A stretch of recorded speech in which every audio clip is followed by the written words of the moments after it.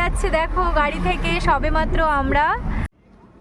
এখন আমরা আছি এনজিপি স্টেশনে। এখান থেকে আমরা যাব হচ্ছে পার্কিংয়ে, সেখানে আমাদের গাড়ি আমাদের জন্য ওয়েট করছে। আর সেখান থেকে ফার্স্টে আমরা যাব হচ্ছে ব্রেকফাস্ট করতে, আর তারপরেই যাব হচ্ছে পাবুংয়ে।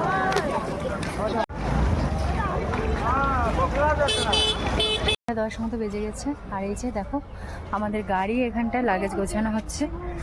আমরা যাব হচ্ছে পাবুং হোমস্টেতে।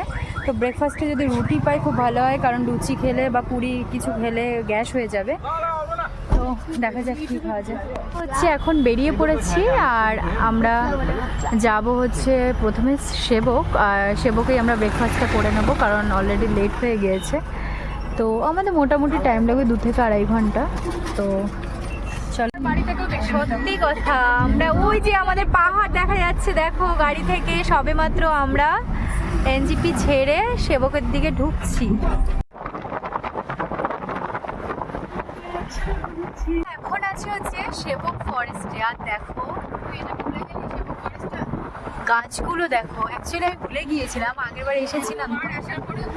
এখন আমরা আছি হচ্ছে সেবক ফরেস্টে। আর দেখো কত বড় বড় গাছ।